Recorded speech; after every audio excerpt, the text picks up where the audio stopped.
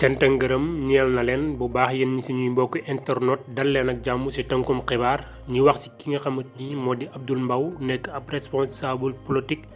nekk ci mouvement présidentiel bi nekk fi nga xamante ni mooy mouvement Benno Bokk Yaakaar moom moomee féete fi nga xamante ni mooy diwaanu Thiès moom di Abdou Mbow nag yëkkati ay kàddu ne daal ki nga xamante ni daal mooy bandi yi ak ki nga xamante ni mooy seen chef de bandi ginnaaw bañ leen jàppee ba léegi daal réew mi dafa nekk ci calme dafa daal di daal ba neex kàddu yooyu nag buñ ko déggee suñu xel mi du dem fenn ci kenn ku dul ki nga xamante ni moo di président Ousmane Sonko mi nga xamante ni moo jiite parti bii di Pastef les Patriotes ginnaaw biñ ko jàppee tëj ko ci kaso gi ak jàpp ñeneen ñoo xamante ni ay jege ñaaleem lañu rawat na sax ñi nga xamante ni ñoo ko doon bégee nekkoon tamit ay soppeem ci réew mi ba fépp fu mu woote waan ñu daal di wàcc ci mbedd mi kookee daal biñ ko tegee loxo ba léegi daal nee na daal